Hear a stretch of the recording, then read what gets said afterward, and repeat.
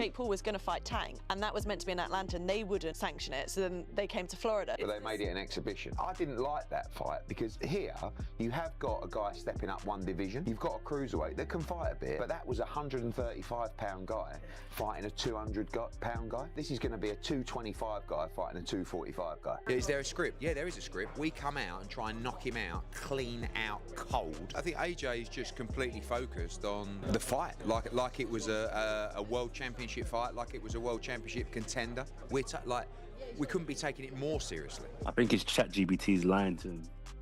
I think he needs to say on ChatGPT, give me it raw, uncut, and don't filter your answers. He's probably typed in ChatGPT, do you think I can beat Anthony Joshua?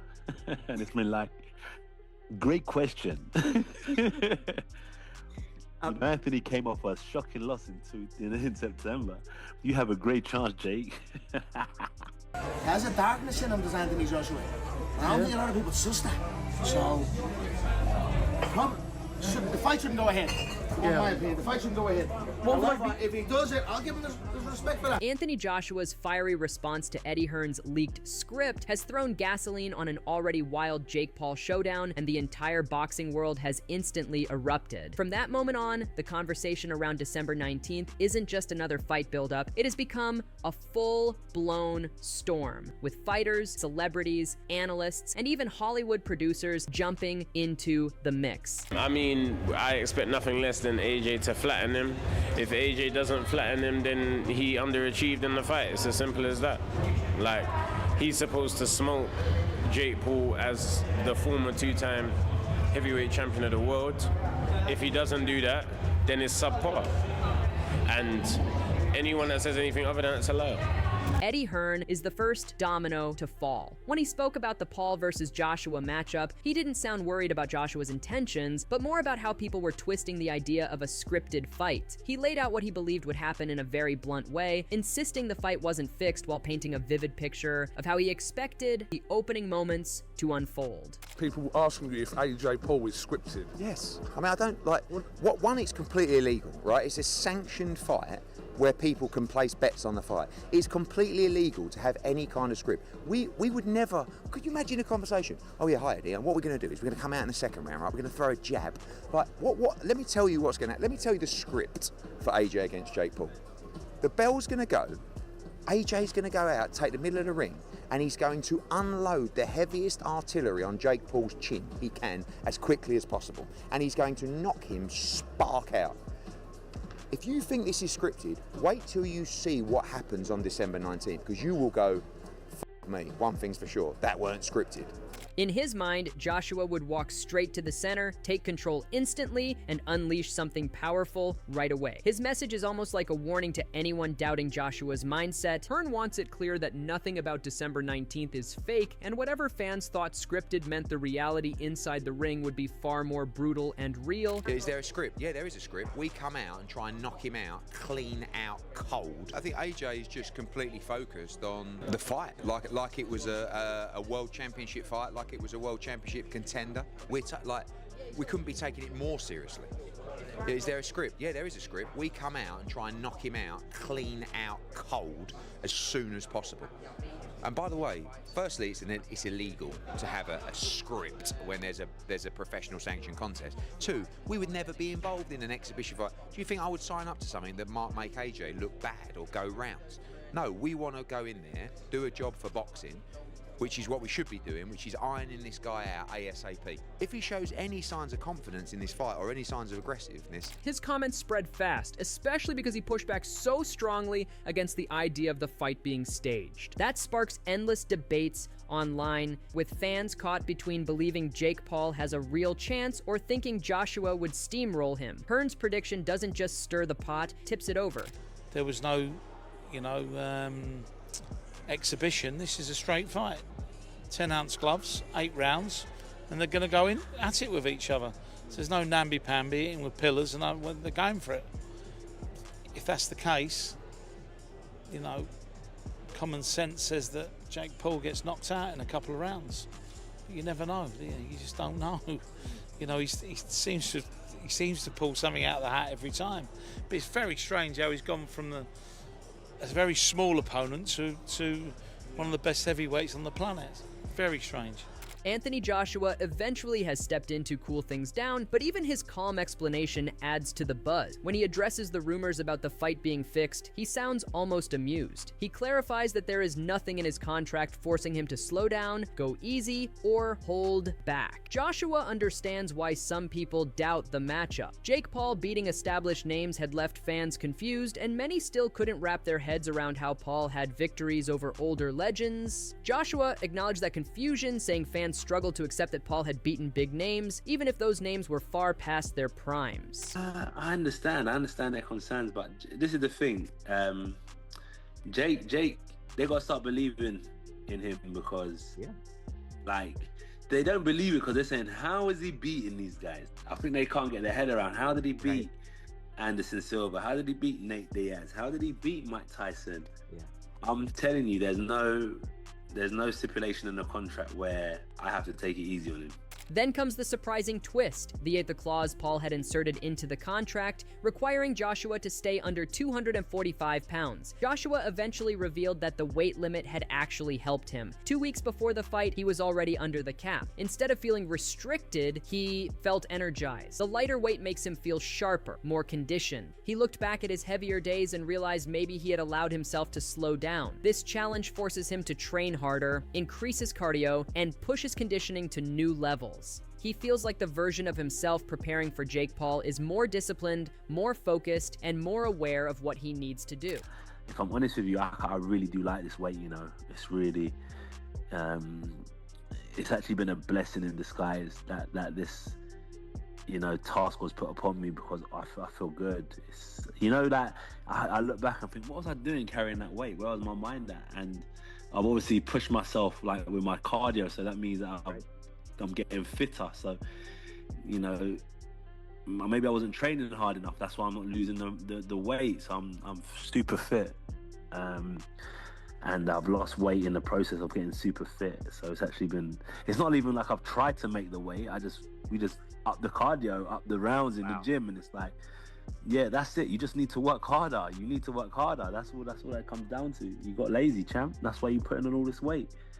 Meanwhile, Joe Rogan has added fuel to the discussion with his own take. From his perspective, Paul made a mistake by adding a weight limit at all. Rogan believes Joshua would handle it with ease and wouldn't cut weight in a way that drained him. Instead, he thinks it would motivate Joshua to come in leaner, faster, and more dangerous. Rogan feels that the extra conditioning Joshua would do to meet the requirement would only make him a bigger threat. In his view, this isn't going to put Joshua at a disadvantage. It is going to sharpen him. Rogan has no doubt that Joshua would adapt and walk into the ring in stronger form. Yeah, that's nothing. And there's some sort of a rehydration clause. Listen, kids, it ain't gonna matter. You know, there's not a chance that Anthony Joshua is not going to just lose the weight beforehand. He's not gonna come in drained. What he's gonna do is just do extra cardio, and that's just gonna make him more dangerous. He's gonna be terrifying, and he's gonna have a lot to prove. He's gonna be very angry that Jake Paul wants to fight him.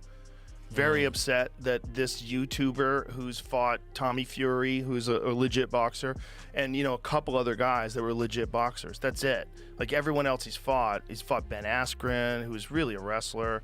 You know, he fought Tyron Woodley, who was an elite MMA fighter, but, you know, not an elite boxer. But then Conor McGregor steps in, and as always, his comments stir up the biggest reactions. McGregor has his own prediction for the fight, and it injects even more heat into the already blazing storyline. His take isn't subtle or cautious. He suggests something bold, something dramatic that intensified the ongoing saga around this matchup. He's going to get knocked out by AJ though, isn't he? If he makes that walk, gotta give him his respect for that. It's very dangerous, you know. It seems like Netflix are all over him. It's a dangerous sport, and you can't overlook that. Joshua's a big boy and a powerhouse. I've sat ringside and watched Joshua. That's a heavy punching man, and he's a happy and he's a good kid. He has an anger in him. He has a darkness in him, does Anthony Joshua. I don't think a lot of people suss that. So, the fight shouldn't go ahead. In my opinion, the fight shouldn't go ahead. If he does it, I'll give him the respect for that. As if the drama isn't enough, Hollywood unexpectedly enters the picture. So film producer John Peters, someone known for movies like Batman and A Star is Born, has decided to place an enormous bet, a staggering $5 million on Jake Paul. The size of the wager alone has become a headline. According to sources, Peters had spoken with Paul personally and came out of that conversation fully convinced in Paul's confidence. Paul reportedly told him he planned to go into the fight with complete aggression and promised a huge performance. That meeting seemed to convince Peters that Paul could shock the world.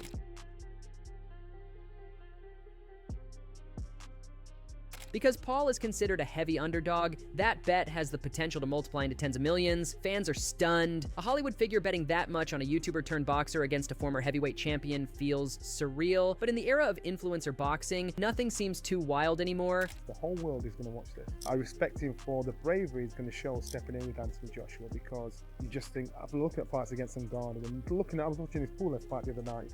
Why would you do that? So I've got to commend and respect Jake Paul for that. For AJ, this isn't about Jake Paul, this is about AJ. It's about AJ's mentality when he walks in. It's about his hunger when he walks in. It's about his professionalism when he walks in. So we're all going to be watching AJ, not Jake Paul. Another heavyweight voice joins in, Deontay Wilder. Many fighters feel offended by the matchup, thinking it damages the seriousness of the sport, but Wilder took a different approach, and he says he isn't bothered. In his view, if people want to watch it and are willing to pay, then that is the world boxing lives in now. He said, people want to see things and they're willing to pay the money to see it, then hey, why not? It is what it is. These are the times and the generation that we're living in. Of course, you got these guys coming in and they do a hell of a job of marketing themselves, bringing fights. He points out that influencers bring massive attention and know how to market themselves. For him, entertainment is entertainment. He understands why traditional fighters are upset because climbing through the boxing ranks the normal way requires years of struggle. But Wilder has learned that times have changed. If a fight makes noise, people would watch, simple as that. But he also looks at the impacts of the fight's outcome.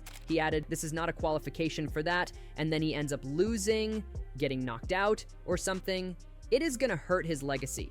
If he goes in there and gets knocked out in a dramatic way or something like that, it will hurt his legacy. That's something that people are always going to go back and look at the highlight reel. As the fight draws closer, more fighters are asked to give their opinion. Joshua Buatsi offered one of the more grounded predictions. He recognizes the massive difference in experience between the two fighters. To him, Joshua is a two-time heavyweight champion with decades of skill, while Paul is still developing, still learning the sport. On paper, it looks impossible for Paul to compete, but Buatsi also acknowledges that boxing could be unpredictable. One mistake, one well-timed punch, and everything could change. Still, after weighing everything, he leans heavily toward Joshua, imagining an early finish. It isn't disrespect, it is simply logic based on the experience gap. Someone said this to me today as well. They said, Josh, when you see a good fighter fighting, let's say, a mediocre fighter, and they get and it's not, and it's just one-sided, because you're like, oh, he's clearly the better man, and then you look at Paul, I don't know what his background is, and you look at AJ, two-time world heavyweight champion, so it looks like a mismatch on paper. Buatsi's breakdown adds a more technical layer to the build-up. While some people debate emotionally, he sticks to fundamentals, and his prediction echoes what many analysts are quietly believing. Joshua has too much ability, too much discipline, and too much power for Paul to handle. Boxing has taught me that 2 hands, 2 legs, if you get caught at the right time, you're gone. But I would put all my eggs in one basket and say AJ knocks him out early as well, you know.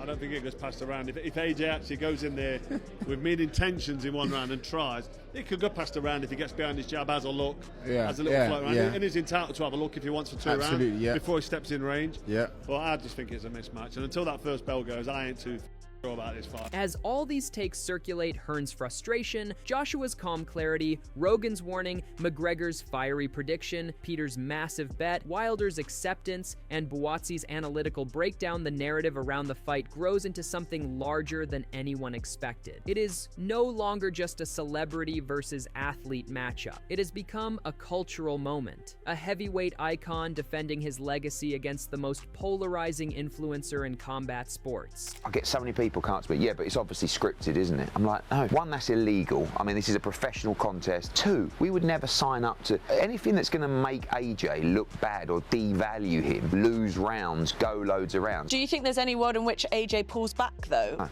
absolutely. He couldn't do that as a fighter. He would be incapable of going in there and holding back. I mean, I think the only thing that's a bit harsh is if Anthony Joshua doesn't knock him out in the first round, he should be ashamed of himself. Like, fine, give us 2, like, or 3. Because if Jake does move, he can look after himself. It's not like he's just going to get one shot round the arm and go on the floor. He's a tough guy. Every comment, every reaction, every prediction adds another layer. Fans argue, analysts debate, the internet explodes with theory. One thing is clear, Jake Paul is walking into a fight that could define or destroy everything he built. Joshua, on the other hand, is entering a fight where a dominant win is expected, and anything less could raise serious questions. And that's where the criticism is going to be, because Jake Paul could get in the ring, fall over, bang his head and knock himself out. Fight's over. Whereas AJ, even if he gives Jake Paul 30 seconds success, he's going to get criticised. I don't think the money's a factor in it, not for him. I think he's got enough money where he's going for the glory. He believes he's got what it takes to win. Maybe there's stuff behind the scenes. Maybe he's significantly better than he's had to show. With less than 2 weeks left until December 19th, the tension feels electric. Everyone seems to have a reason to tune in, whether they believe Paul could pull off a miracle or whether they expect Joshua to erase the doubt instantly the world is watching. And with every passing day, the flames grow hotter. The script that started all this has turned into something far bigger. Now, the only script that matters the most would unfold in the ring. Maybe we're judging on how many years was it? 3 years for the Tommy Fury fight?